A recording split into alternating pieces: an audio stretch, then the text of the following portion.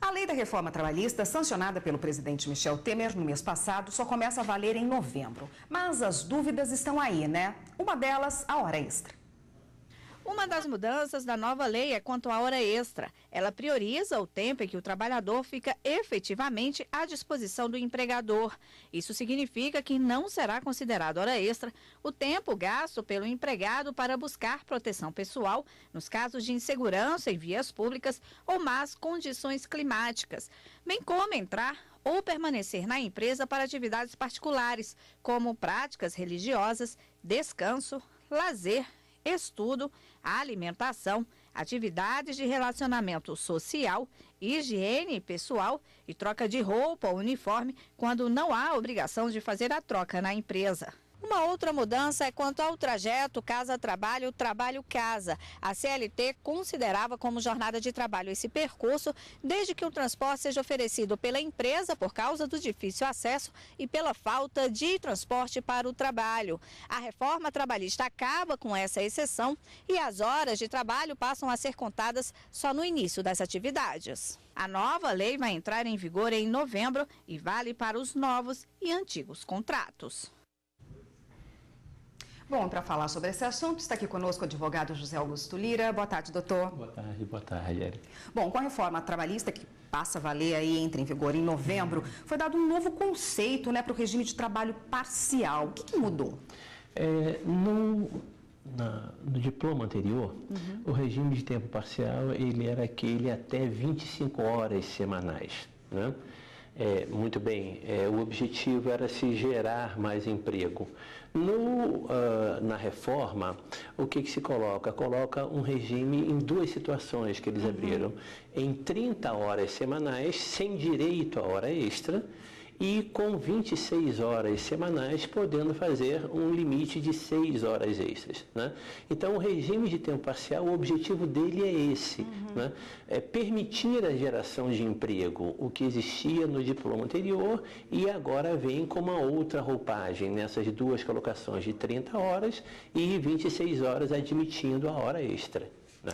Quando a gente fala em hora extra, né, logo a gente liga ao chamado banco de horas, né, que todo trabalhador que está aí na ativa já ouviu falar ou fez o seu banco de horas. Antigamente, de que forma funcionava antes da reforma e de que forma vai funcionar agora, após a reforma trabalhista? Perfeito.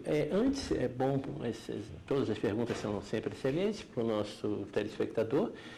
Eu tinha o período de um ano. Né? Então, se eu deveria gozar as minhas folgas dentro desse período de um ano, era limitado a 44 horas extras, 2 horas por dia, que era o que se admitia anteriormente como regra geral.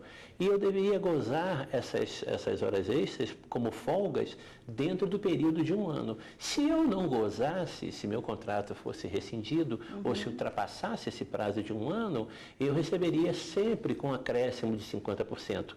O legislador respeitou esse preceito originário, né?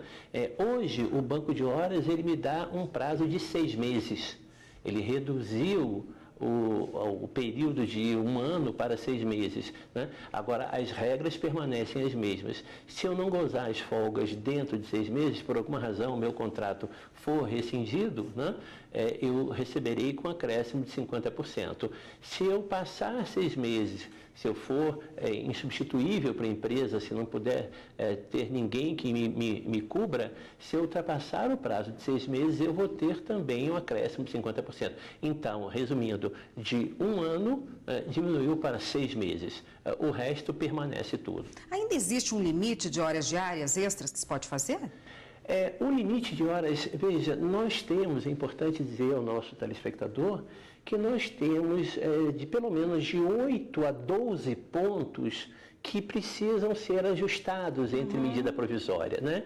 E um deles é esse. Por exemplo, né, eu lhe respondo nós vamos falar mais à frente, como nós temos uma jornada que hoje vai de 12, quando eu vou trabalhar 12 horas, eu tenho 36 de descanso, então a mim, trabalhando na área como advogado, como professor, eu estou admitindo hoje que a hora extra chegue ao máximo de 4 horas.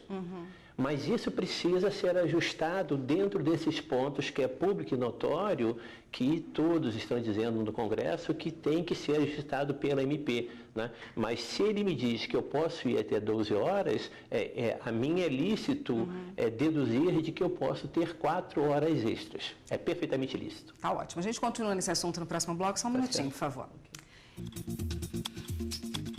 O Jornal da Justiça está de volta e a gente continua aqui nossa conversa sobre horas extras com o advogado José Augusto Lira.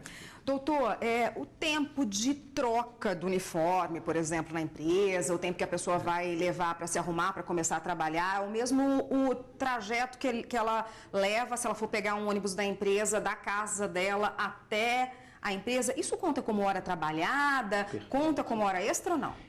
Antes da promulgação da lei pelo presidente Temer, isso era considerado como tempo à disposição. Por quê? Porque você estava disponível para o empregador. O empregador, e isso prevalece, e eu não tenho nada contra isso, mesmo antes ou mesmo agora. O empregador, se ele está pagando, ele pode propor e dispor. Isso para mim é bem claro, né? Mas antes era considerado como tempo à disposição, deveria ser remunerado. Todas as suas perguntas.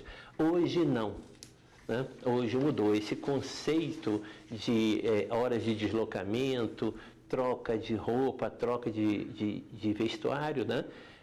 Isso não vai mais dar margem a que seja considerado como tempo à disposição. Por exemplo, já se surge uma grande discussão com a questão do tempo da roupa. Né?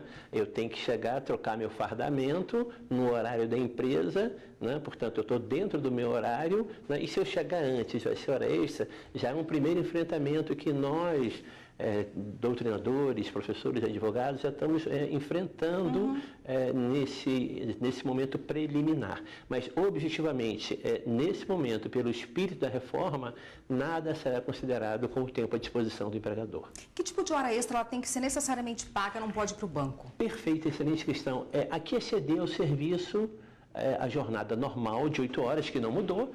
Nós temos a jornada normal de 8 horas, 44 horas semanais e 220, partindo de uma linearidade, né? Eu não tenho nenhum ajuste feito pelo banco de horas. O banco de horas hoje pode ser feito individualmente. Antes da reforma, o banco de horas podia ser feito como acordo ou convenção, sempre com a presença do sindicato, né? Então, eu tenho um tipo de trabalho para fazer que não está ajustado individualmente com o empregado. É um excedente, né? É algo que ultrapassa a jornada. Isso tem que ser remunerado com 50%. Né? É algo que é imprevisível. A hora extra passa a ter uma conotação, né? Dentro da reforma proposta, dentro do que o legislador pensou, eu não previ isso, não previ, porque se eu previ, eu posso ajustar com o empregado, mas não está previsto, não. Então, isso vai ser pago. Essa é a excepcionalidade que a reforma nos traz. E o empregado, ele pode se recusar a fazer uma hora extra? A gente sabe que é uma questão delicada às vezes, né, mas ele pode dizer, não posso fazer hoje, não pode sofrer nenhum tipo de retaliação? Em tese, o empregado tem todo o direito a se recusar a fazer a hora extra. Em tese, ele tem todo o direito, porque o direito do trabalho, e mesmo com a reforma, o direito do trabalho ele tem um sistema de freios e contrapesos. Falando para o nosso telespectador numa linguagem tranquila, ele tem amparo da Constituição, de acordos, de convenções, mesmo o futuro, que o negociado prevaleça sobre o legislado, mas ele tem os princípios da vida dele. Né? Então, ele tem o direito de dizer, olha, eu não posso começar hoje por razões A, B, C, D, E. Né? Evidentemente que isso vai para o empregador que não compreenda isso, e em hipótese alguma, generalizando, para o empregador que não compreenda, ele vai querer uma retaliação e o empregado ainda tem o direito de defesa, né? Mas ele tem o direito, sim, com certeza tem o direito de dizer, eu não vou fazer hora extra. Tá ótimo, doutor. Obrigada pela participação por hoje. Com certeza a gente vai retomar essa conversa, porque dúvidas sobre a reforma trabalhista vão surgir, vão ter essas regulamentações, né, posteriores, e a gente sempre vai esclarecer quem está em casa para tirar as dúvidas. Boa tarde, obrigado. Obrigada, até uma próxima. Obrigado.